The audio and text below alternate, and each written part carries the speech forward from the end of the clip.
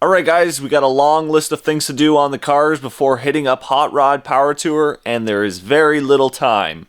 Will we get everything done, or will we run out of time? Why do we do this to ourselves?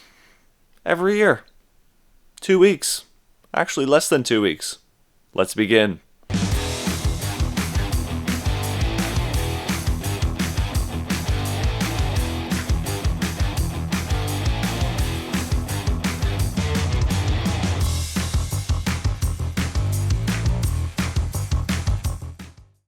You know, it's never a good time when you start your day off changing pulleys.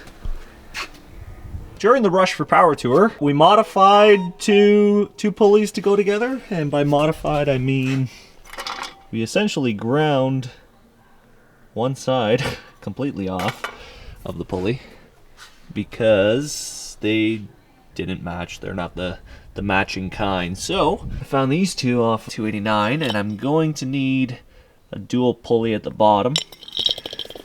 This is a smaller diameter pulley than that one is. The reason I need a dual pulley is for the Borgeson power steering pump, and then these two are essentially the same, just not modified. Hey? Yeah.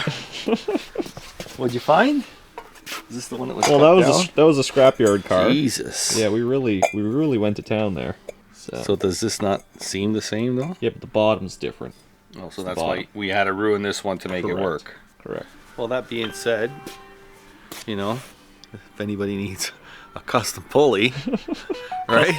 Customly modified pulley for your incorrect We'll lower charge balance or the same price pulley as a regular one. We took hours to modify this. Got the grinder, let the car and run. You could second as a, I don't know, like a potato peeler or something with the car idling at 1500 RPM or so. Yeah, it's got that nice perfect cutting edge to it. Right there. It's great. Razor thin. Just run your potato back and forth. And you're done. You have French fries. Alright, so there's the two new pulleys. They are perfect. They don't touch, which is the most important thing. But while I'm taking all this apart, Dad made a good point. And all in Power Tour fashion, or Power Tour rush, we forgot to change out the front main seal. What? Wait a minute. Why is it we? Well, I mean, you were helping me, so it's definitely a we thing. We? So that's all oil residue, just like chilling all in this area here.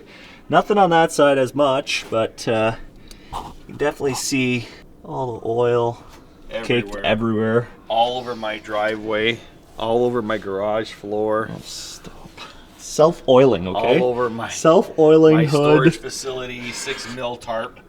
So we're gonna take all this apart, get rid of this bracket because I can't stand the look of it. Nice. You like that?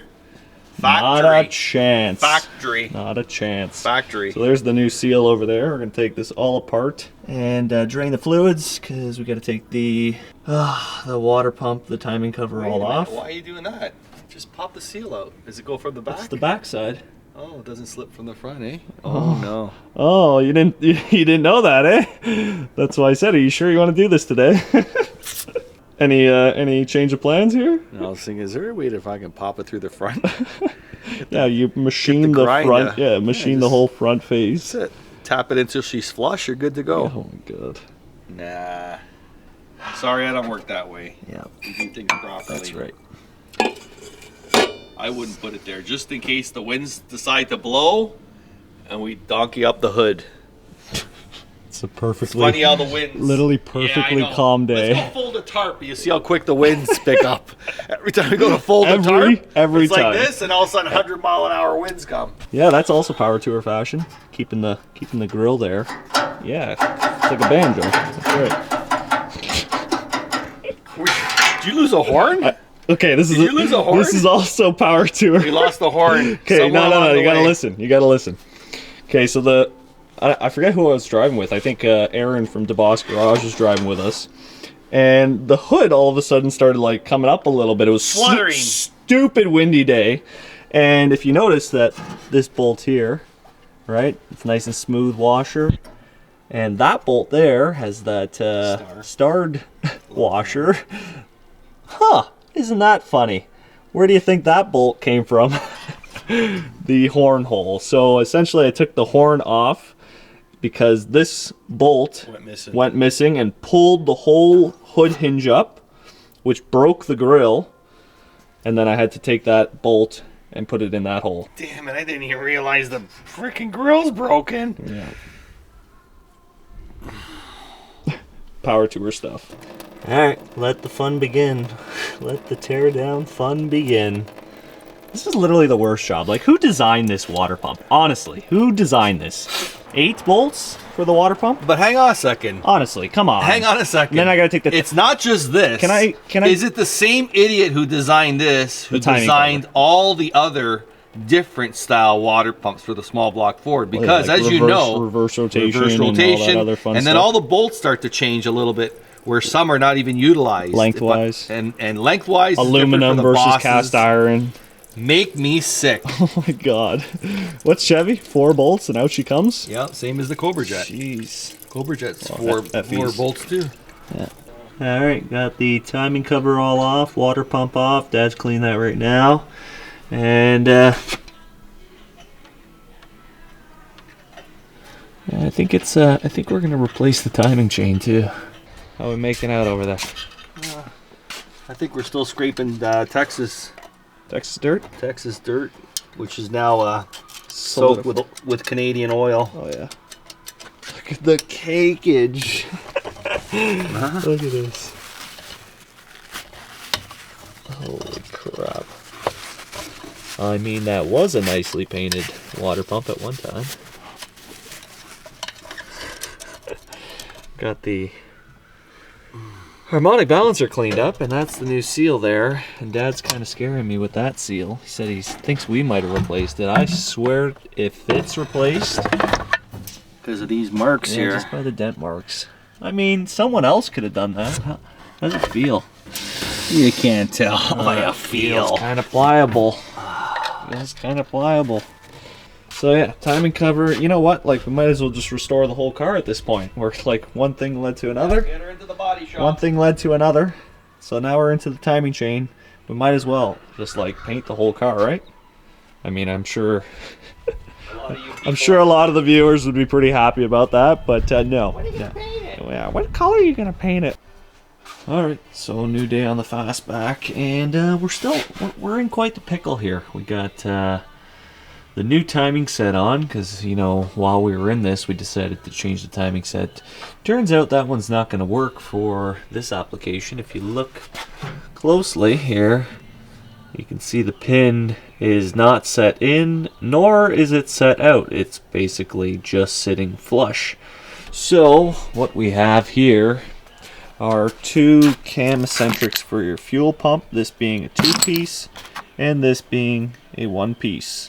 So as you can see here, the 2-piece, right? Basically that middle portion locks onto this piece here. So you'll notice that this edge is raised in the center there. And what basically happens is that locks on there and allows that secondary part of the cam eccentric to rotate on the lower portion. However, this new one doesn't have that. It's just a flat surface,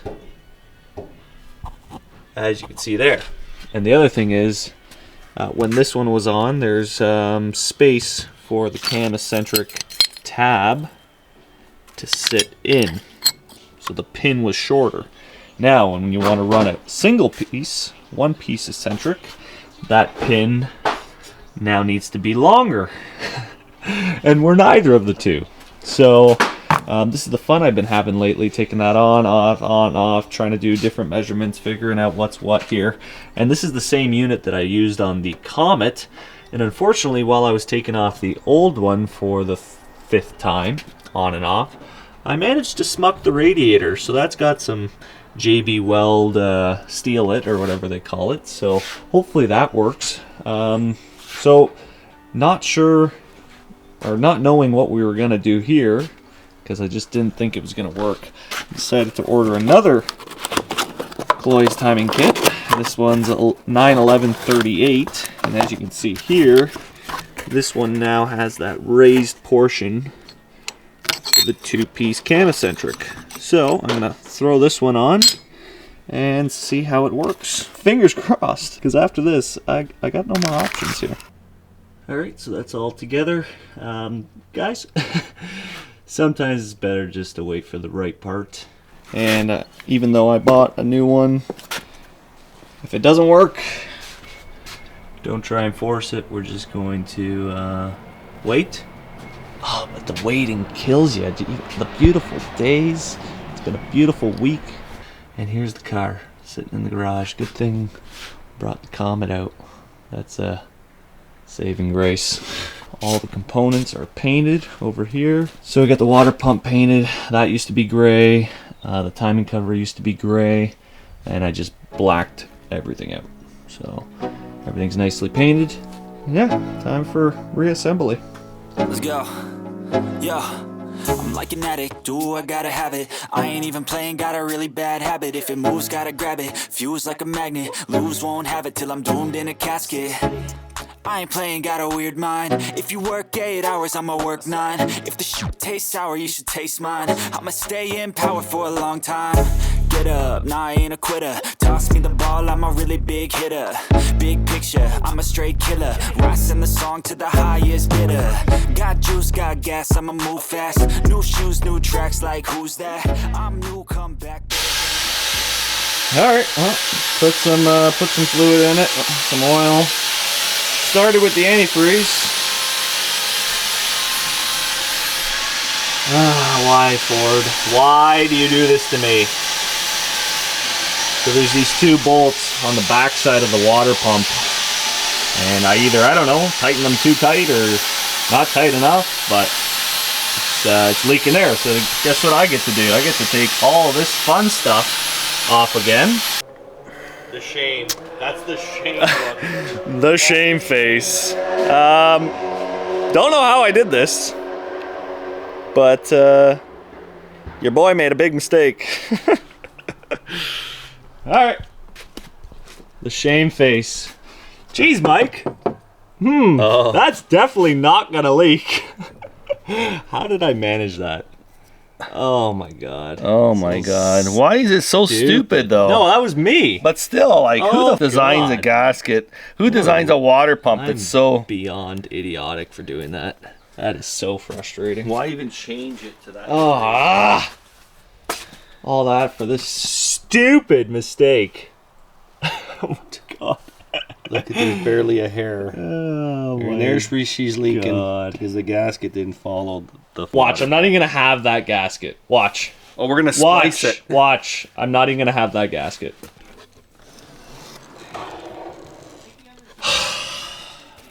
The shame. The shame. Oh my god. Let's just bring the whole pile. Let's just bring it all. Because there's 96 million different gaskets. Alright. Test one. Test one. Nope, I'm missing that hole. Okay. Nope. Test 2.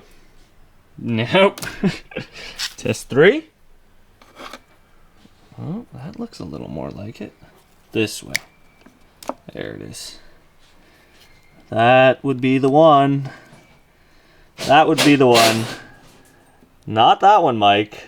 That one. Oh, the pain. Oh, the pain. You get that back installed. Put it all back together. And check for some oil leaks, because that's the next thing that's probably going to fail. Is this Failure Friday? It's Failure Friday, sir. Failure Friday? Failure Friday.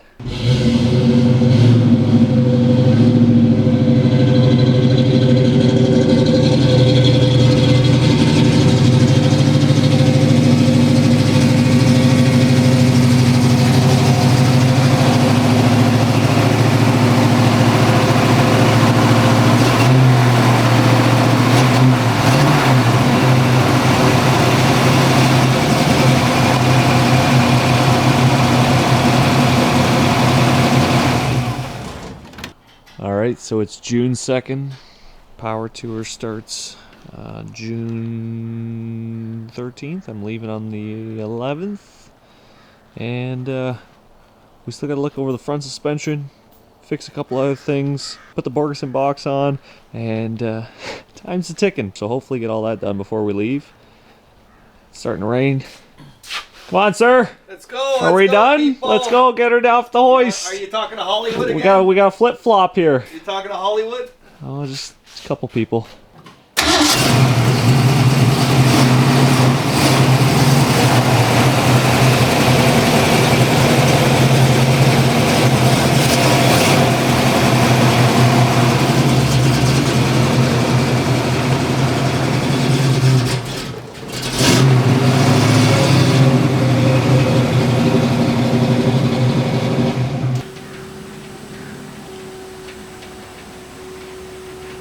This thing barely clears the vise, eh? Yeah, it's like half an inch. Jesus.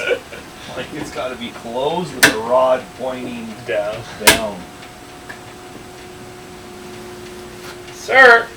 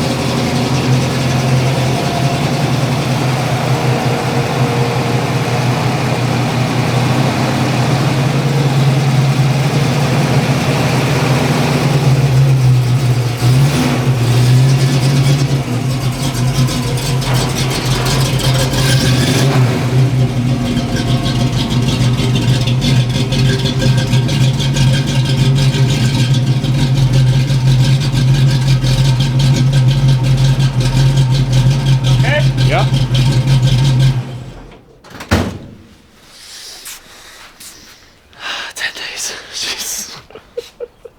Are you gonna park the other one here? Yeah, I gotta put it up on the hoist. Let's move out there. Oh, you just want to move it? Yeah, for now. He starts boring. Woo! Little center line. Like that, eh? Sir, That's my era. it is.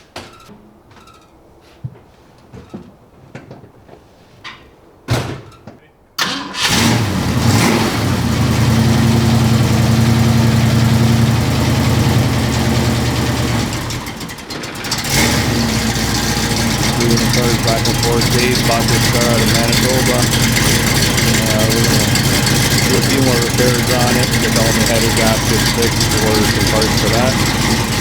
And then it's on to the Chimney Hill and off to Manitoba.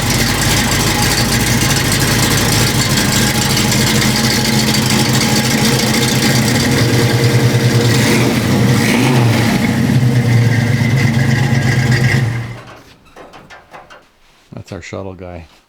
Or what? Our shuttle guy.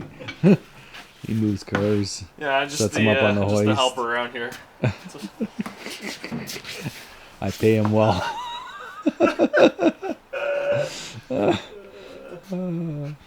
He's the producer, the editor.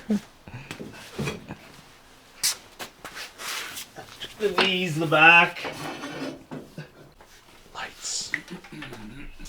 Camera. Action. Got the 65 up on the hoist. So we're gonna look at the front suspension, look at the control arms, ball joints, tie rods, all the stuff I didn't check in 2019, and now it's 2022. And what's that? We put the steering box. Put the steering box on. It's well oiled too. She is well oiled. That's from the previous oil leak. Hopefully we solved that now, so we can wipe all that down. Are we putting new parts on this, or are you just? We're looking to make sure.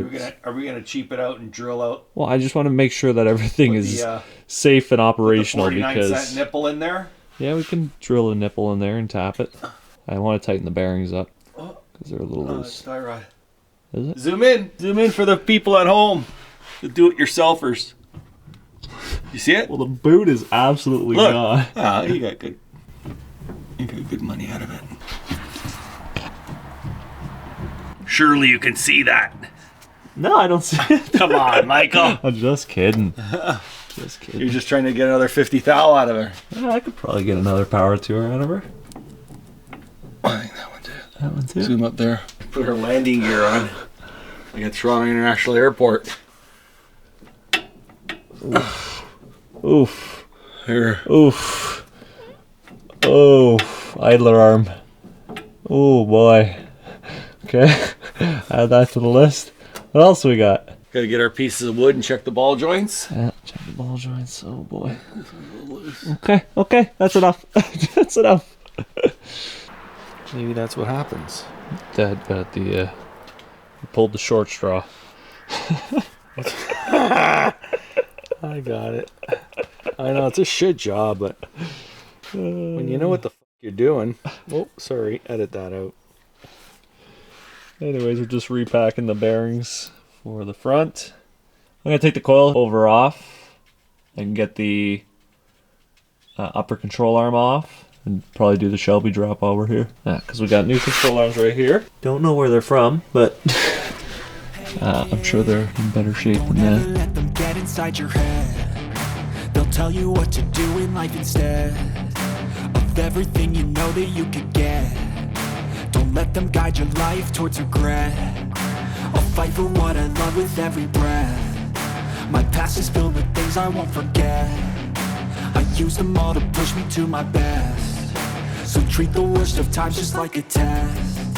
If only I could go back in time, I'd tell myself that everything will end up alright. Just push yourself, test yourself, figure out what you like, and find your limits, don't be rigid, always work towards a prime. Surround yourself with open minds, people can change your life. A few friends with intent can help you feel alive. Find a passion, take some action, and with a little time, just be patient, make a statement, try to enjoy your life.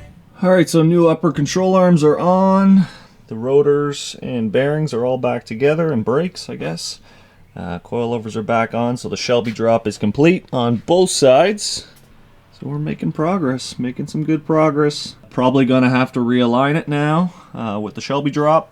I threw in the shims that were already on the car back in, so I might have to either add or subtract. I forget which way it goes, but nonetheless, it's going to need probably to get realigned, and the coilovers are probably going to need to be adjusted. But other than that, let's move on to the next thing, which is probably going to be the steering box.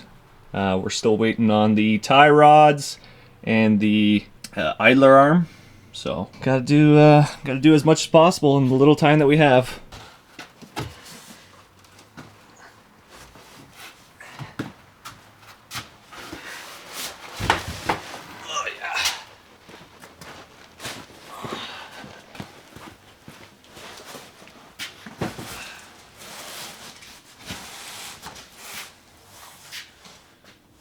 Alright folks, so we got some Borgeson parts that just showed up. I hope everything's still in there. It looks like UPS did a little number on the box here. Did a little bit of a tape job going on. And luckily that didn't slip out. Got some stuffing that's popping out. You know, the usual problems. But let's open it up, make sure everything's still in there, and take a peek at what we got. She's bursting at the seams, folks. Bursting at the seams. Now, granted, it is a heavy box. I will give UPS that, so. But I mean, it's pretty well packed. Oh, yeah.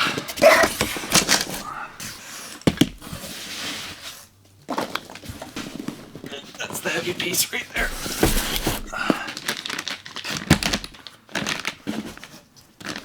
Shake the peanuts around, make sure I'm not missing anything.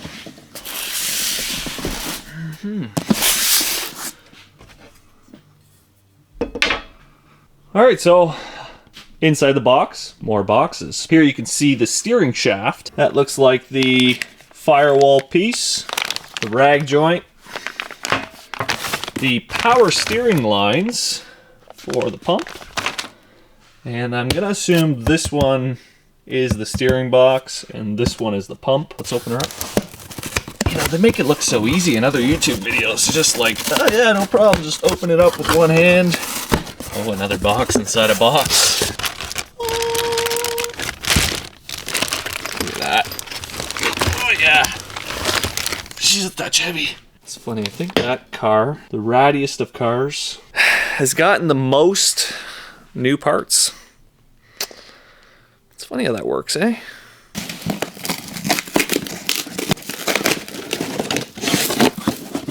some more hardware. Let's keep that all separate. There she is.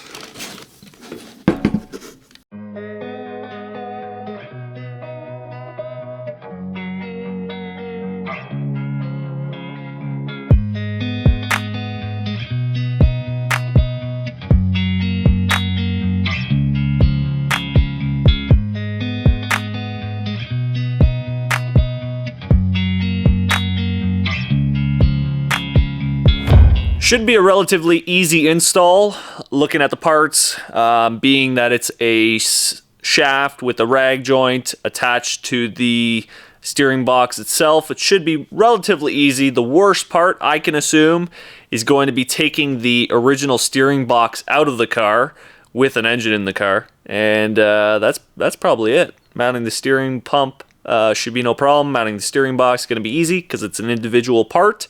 The reason I say it's going to be difficult to remove the existing steering box and steering column is it's because it's a one-piece unit. So 65, I think 67 was the last year where they had a solid shaft that was attached to the box itself, whereas 68 and up, they went to the rag joint, which you see here, which basically is what connects the shaft to the box itself. So, being that it's one unit, trying to maneuver it out of the engine compartment with the engine installed, I think it's going to be a little bit of fun. But other than that, I think this should go relatively smoothly.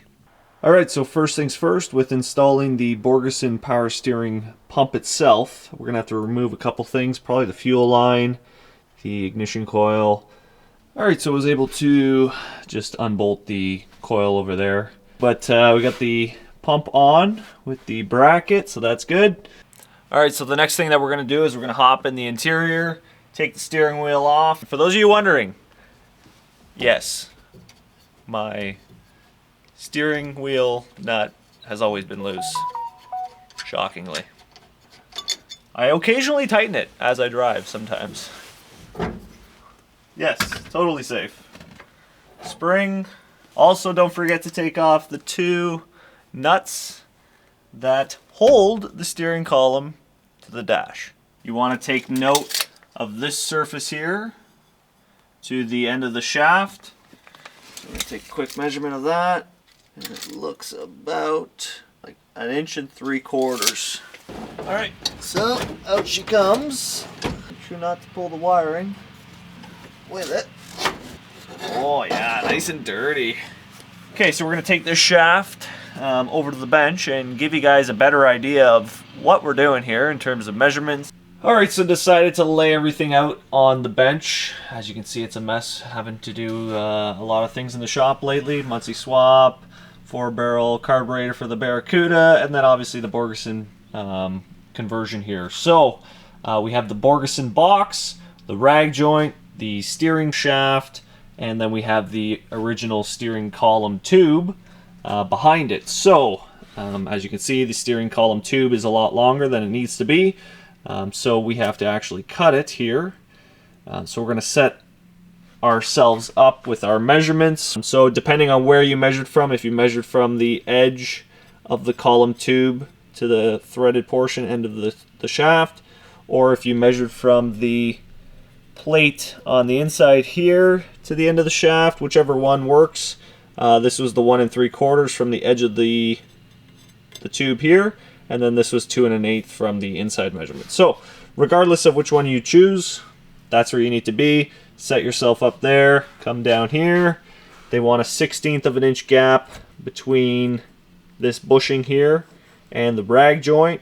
So give yourself a little bit of play. So I'm going to mark that, cut it, and then we're going to install this bushing on the inside of the tube.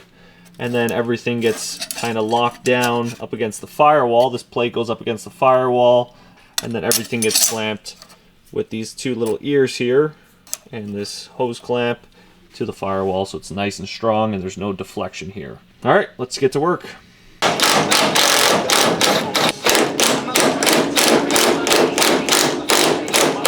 That's not supposed to bend.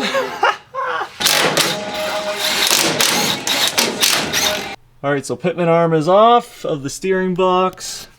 And on the inside of the wheel well, the 3 bolts that are sitting right there are all off. So technically the steering box is no longer attached to the car. Now it's the fun of trying to maneuver it out. So let the games begin, I guess.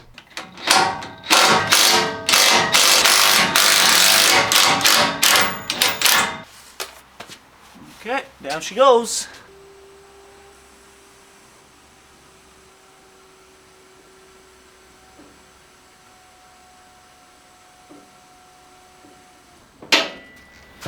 Alright, header removal time.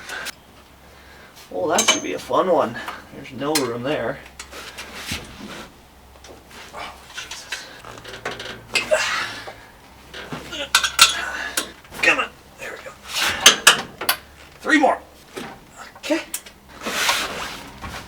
Okay, 1 more. All correct. I will say, you Chevy people, you have it made with no shock towers. Come on, Ford. What were you thinking? Unibodies. Ordered it anyway. Go fast, bud. Headers out.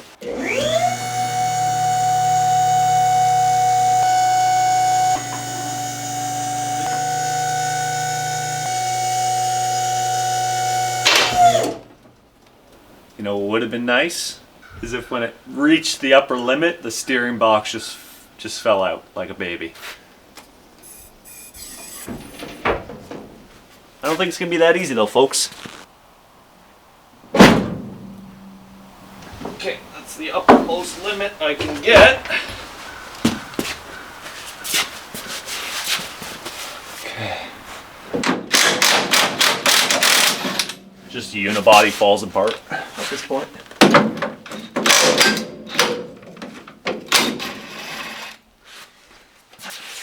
If that motor mount wasn't there, we could get her out, but motor mount is there. And okay, I guess we're taking the motor mount off. See, the whole thing is, if you don't want to cut the shaft on the steering box itself, then you have to do this work. If you don't care about the steering box, then you can cut it and just literally drop it out. But I want to keep that for another car, even if it's just a roll or just to make some car steerable. So yeah, I don't want to ruin it, is essentially it. Oh, that's too bad. That is too bad. Where did my light go?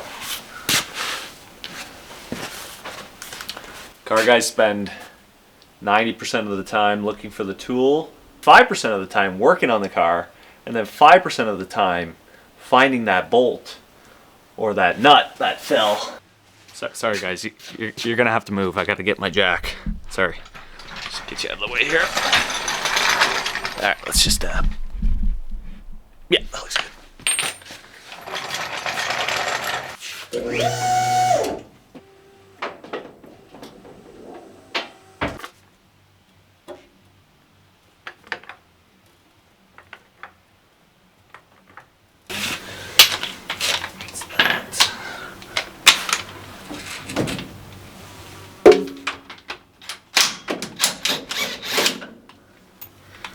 That didn't even feel tight. Oh god.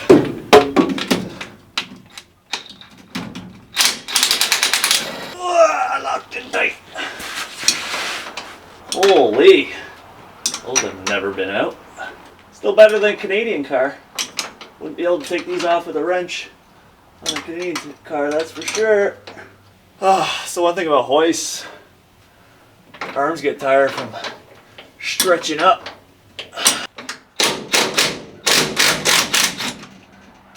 Power tools, people. Power tools. Okay, you need to stay.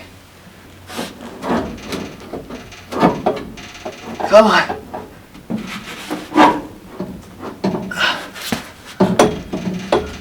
Come on. Thank you. We have a baby. It's about 8 pounds, 5 ounces. Oh, it's such a beautiful, beautiful baby. Alright, so just saying screw it. Putting the old motor mount back in. Are you on tape now? Ain't got no time. We got no time. Ain't nobody got time for that. Practice. Practice? We're talking about practice? We can. Yeah, passing those 2 bolts. Yes. There's 2 short bolts going up into the engine. Check the drawers. I probably threw it in the drawer. Funny how all the June bugs end up in here, right? I'm gonna have to rewind the tape. Huh? I said I'm gonna have to rewind the tape Why? to see where to put them. Oh. So yeah, literally just wasted a good 30 minutes looking for the 45. 45 2 engine mount bolts that go into the block. Looked everywhere. Went into the shed where I was looking for a new or old motor mount that wasn't cracked. On the shelf where the other motor mounts are, which we don't have. All over the shop over here. And then I look at the engine and they're already in. They're already installed. What the? Is that the elves putting them in for yourself? Okay. Hard work is done. Literally after that, everything should be smooth sailing. Well, look at that. The frame rail and a little bit of the firewall and a little bit of the shock tower got a little bit of paint treatment before putting the Borgeson box on. Something that doesn't happen too often around here. But the Borgeson box is all on. It's looking nice. Did have to do a little bit of a modification to the box, just a little bit of cleanup of the casting. Right in this corner here, so where the frame rail L's, right where the corner is. Had to do a little cleanup, no big deal, took literally 2 seconds with the just angle grinder, but everything else is fitting quite well. Alright, so we're going to lower the car now, put the bracket up against the firewall, install the steering shaft to the rag joint, get that all locked down, put this column tube over that, get that all installed towards the dash, get it all set in place, and then we're going to lower the car back down. Obviously we'll put the steering wheel and all that goodness on, lower the car back down, hook up the lines, and I forgot to mention the pitman arm has got to go back on the box, make sure everything's centered and properly in place in terms of steering wise, and we should be good. Pretty simple install, to be honest. There you are. Don't forget the rubber, people. Don't forget the rubber.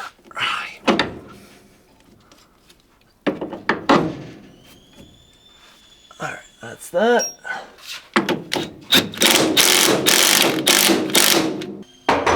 Okay, we'll torque that after.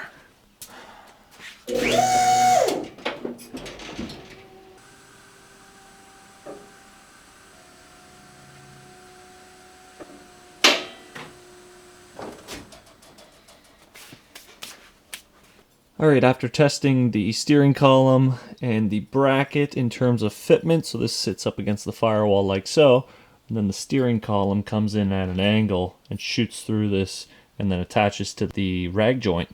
Talked it over with Jeff over at Borgeson, and this actually needs to get elongated a little bit. They're working on fixing that issue right now, but just quickly hit it with the file to kind of oval it out, and we're going to test that out, see how it works.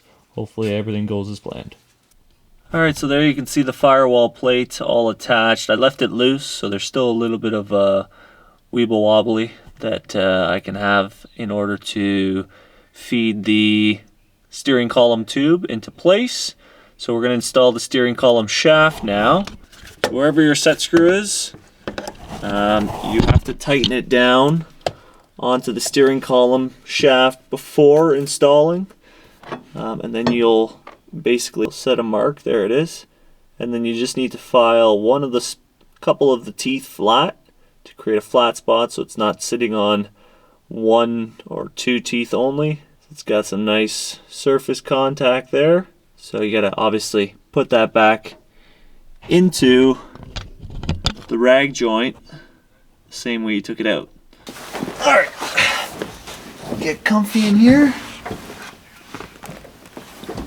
If that's even a possible thing. Find your flat spot, feed that into a rag joint. I already have the bushing installed on the actual steering column shaft. That's the bushing that's for the steering column tube. So I've already drilled a hole on the top and set that into place. So I'll feed that in, making sure the hole's at the top. I'll grab my steering column and slide that over top. Slide that on, then install your steering column mount bracket as well while breaking your back. It's all fun. This is what we do for classic cars, right? The amount of pain we put ourselves through for these damn cars. No wonder my back hurts.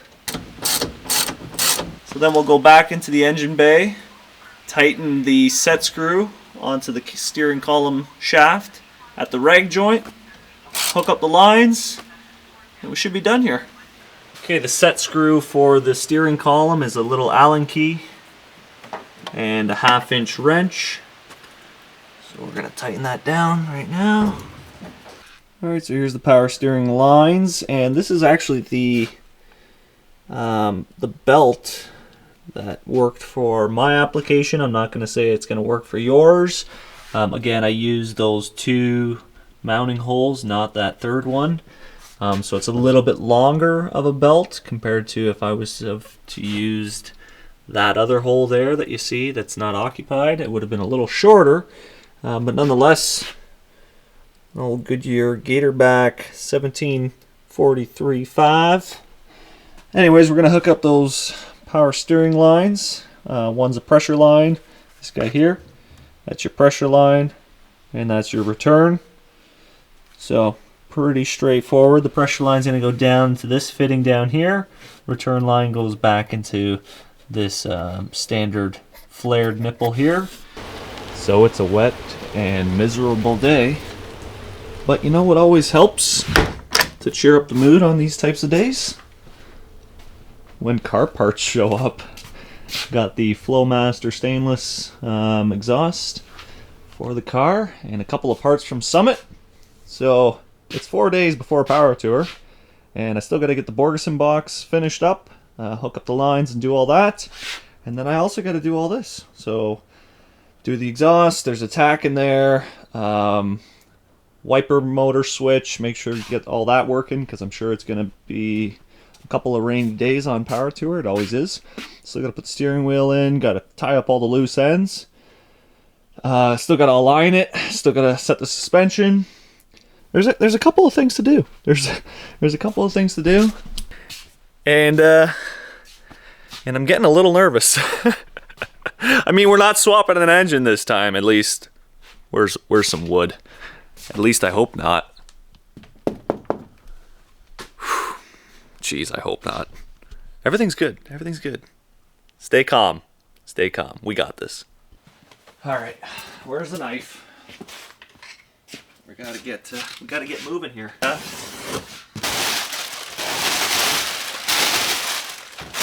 that's for a different car. That's for this car. That's for a different car. That's for this car. That's for this car. Stickers. Always gotta have those. All right. Throw that back in there. Throw that back in there.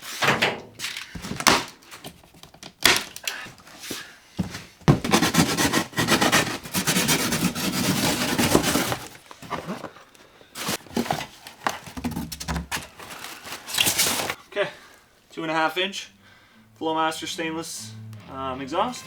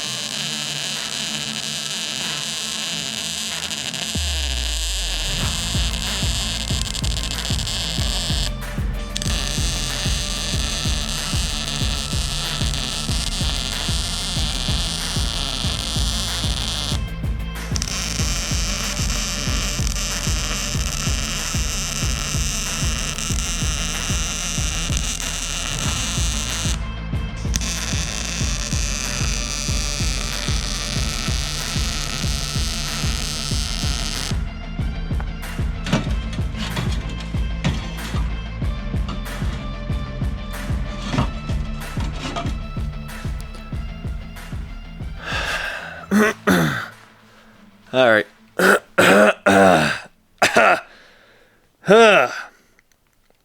There is 2 days before I leave. It is 11 o'clock on Wednesday.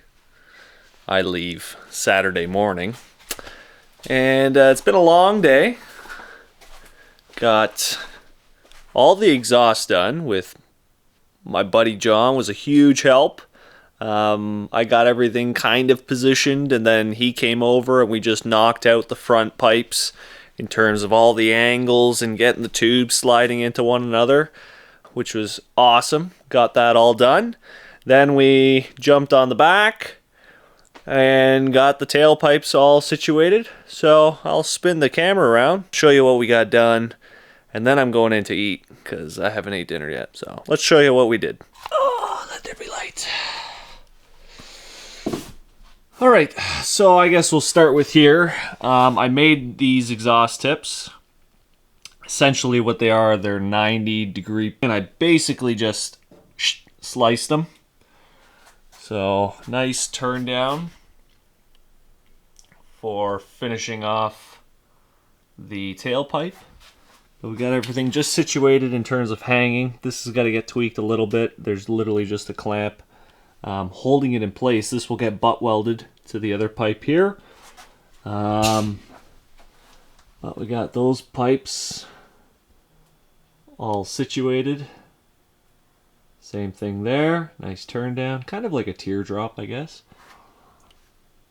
Got the Flowmaster mufflers all in place. H-pipe all situated center. And then we got all the bends in order for those to connect to the exhaust headers. So we did quite a bit of work trying to get those to be centered in the hoops, and then have the H-pipe centered. And I think it turned out quite well. Also tried to tuck it up as tight as possible so the axle is hanging right now. So this tightness in terms of the drive shaft to the H-pipe will never happen in a road condition unless I go full Dukes of Hazzard. Long day. Super tired. Everything's nice and centered. And I just love those tailpipes. No exhaust. What exhaust? What are you talking about? Nice and snug, nice and tight with everything. Nice. On side view, again, no real exhaust hanging down low. All nice and tucked up. Super happy. Still got to modify the hangers. So right now I just did that for, again, hanging purposes, just to keep it in place. But I will shorten this hanger as well as the hanger that's attached to the exhaust pipe, so that obviously this is opposite. That this is on the top and then that one's at the bottom. Just like we did here, modified this one shorter so that we can tuck the mufflers nice and tight up there. So there's about, I don't know, a finger's gap in terms of fitment. Other things, I mean, supposed to be a bolt-on kit. I cut off all their welds, cleaned it up, and retacked where I liked it. And I don't know, it's not really, to me it wasn't a bolt-on kit. It is what it is. I'm not crying about it. I don't like crying about things anymore. I just like getting them done and then enjoying them. So that's about it. Got 2 brand new tires thanks to my buddy Chris, which are right here. So those are the 2 new ones. Those are the old ones. So we got 2 brand new ones, 215 65 15s to go on. So we're going to get those mounted. We did the outer tie rods, fix those. We did the idler arm. Dad did all this. Got the idler arm and tie rods all fixed. But I'm super happy with how it turned out. It's way better than the exhaust from 2019. Look at this Canadian Tire Special with all these elbows and 50-year-old exhaust H-pipes and old Flowmasters, which I'm keeping, by the way, because they're Super 44s and I just love the sound of them. But yeah, you can see kind of where I got the idea in terms of the exhaust tips. That's what was on it, and I was super happy with how it looked. Again, hidden, nice. So that's what I went with there. Nice. All right. Anyways, stop talking, Mike. I'm going to go eat something, go to bed, and get to work in the morning. Good night.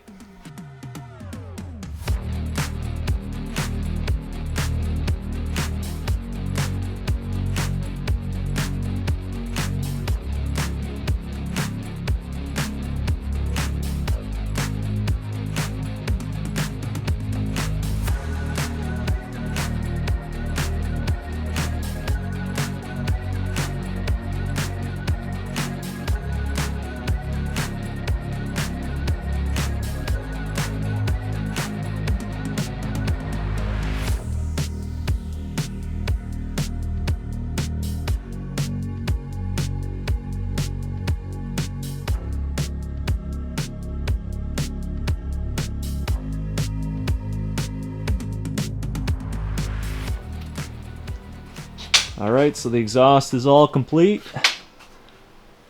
All tucked up nice to the point where you can't see it. Nice.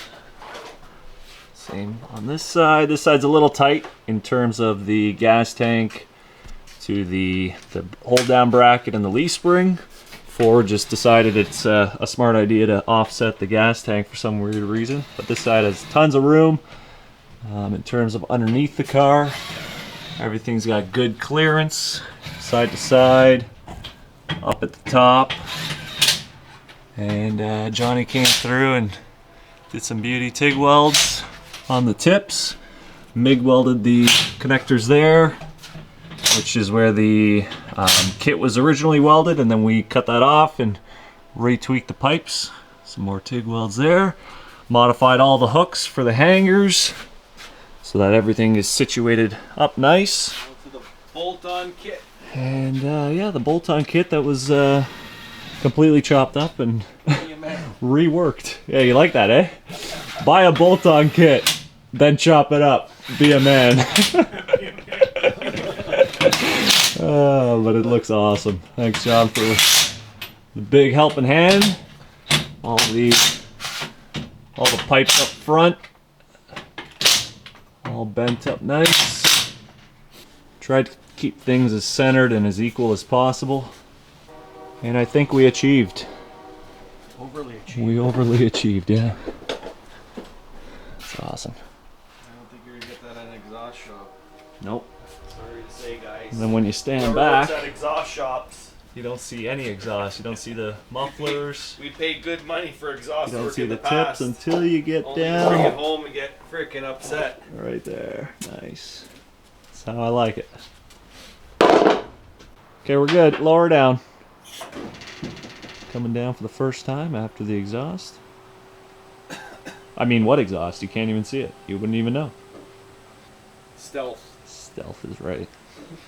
The stealth system. J&M exhaust systems. Okay, I think we're good in terms of firing it up, no?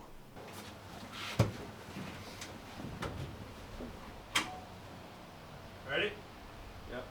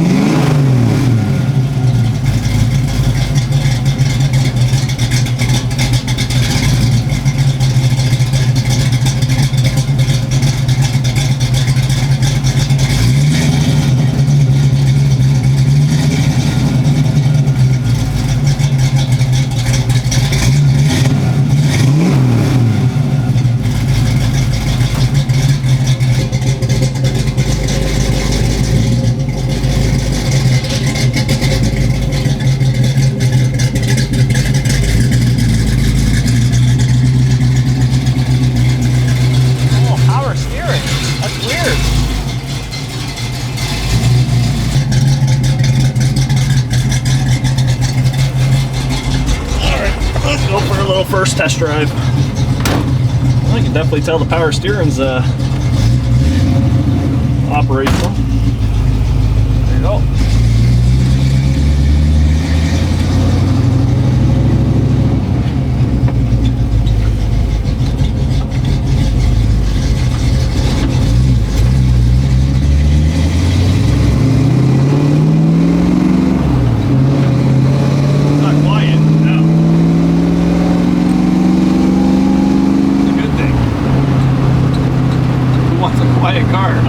Especially a muscle car. How's the road feel? The steering wheel. Feels good. So far. Smell everything burning off the exhaust. Yeah. We need to do a couple of Duke Boy jumps to see if the exhaust is all nice and tight. It's not. No. See if we get any clanging around. It's definitely, I would say it's louder. It's almost louder. Well, it's got a bigger pipe.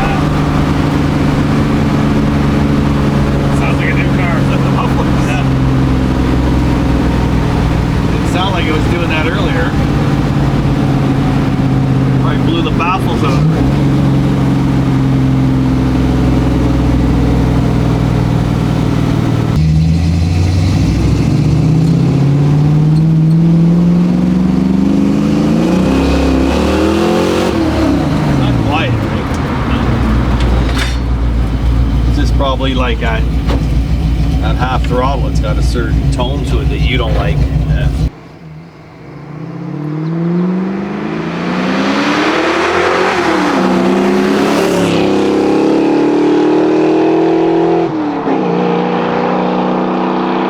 That thing scoots.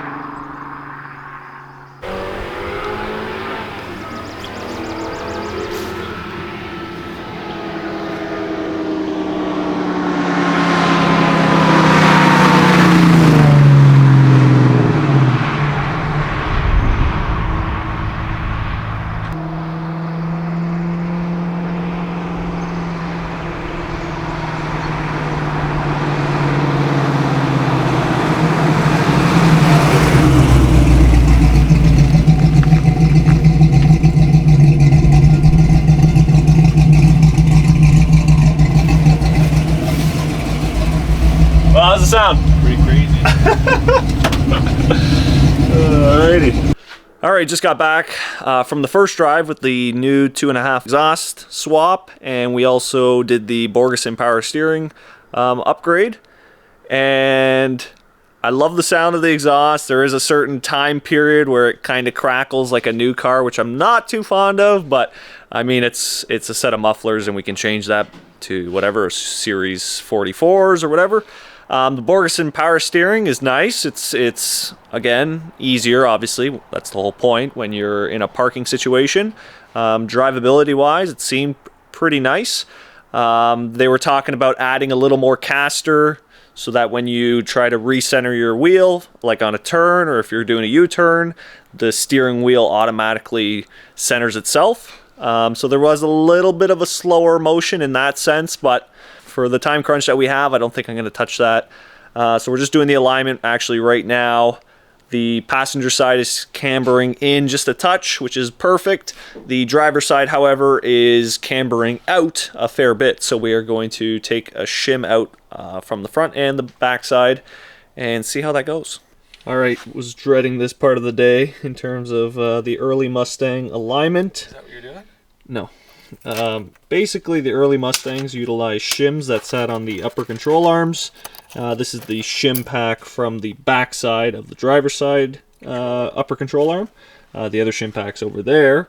But basically, we're just doing the math of adding all these shims up. And basically what we're doing is we're taking roughly an 1/8 inch shim, which is this guy here, out because it's cambering too far positive. Positive meaning tipping out. Top of the wheel out. So we're going to do that to both the front and the back side shim pack. So the other shim pack is here. Notice how they're different styles, so you don't mix them up. So we're going to take an 1/8 shim out of that pack as well, reinstall them, lower the car, and make sure that the top of the tire is not tipping too far in, or is it still tipping too far out. Do you ever get those ideas where you start off with one thing and then you're like, screw it, we'll take the other thing too? Oh boy.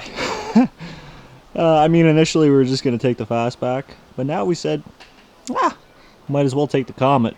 The clutch started slipping the other day when we really got on her, but if we're just cruising, we should be alright. This should get interesting. Just doing an alignment right now with some string, a level. String is hooked around, ties it to the front. Figure out your toe in. The level is for your caster. And we should be good to go. Already did the Mustang, now we're doing the Comet.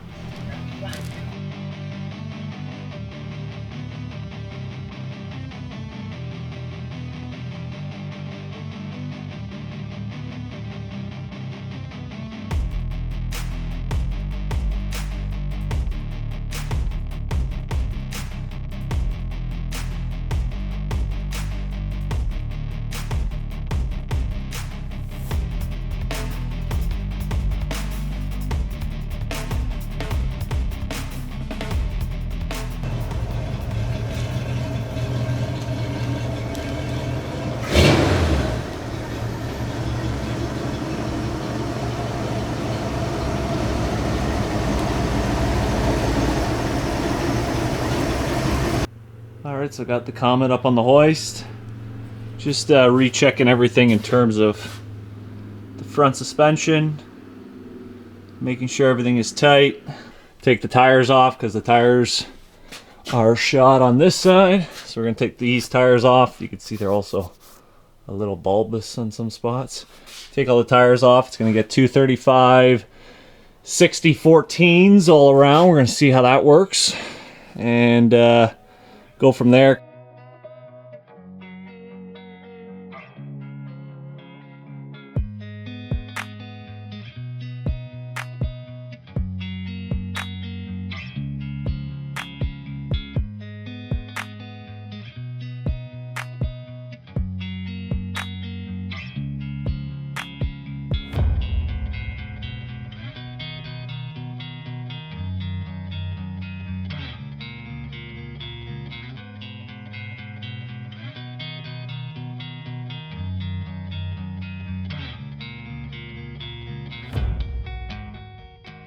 Alright, I've done all the work I can do today. We leave tomorrow morning. The Comet still needs the tires changed, so we're going to bring it to the tire shop, get those changed. I just finished changing the oil, and Dad's got to look over the whole front suspension while I'm at work, because YouTube doesn't pay the bills yet. But we're still doing the YouTube, trying to get those videos out once a week. Obviously with Power Tour and everything leading up, there's just tons of work to get done, and well, now you're seeing the video probably a couple weeks later from Power Tour. So hope you guys enjoy. Hopefully everything goes all as planned, and hopefully we don't have any issues on our way down to Power Tour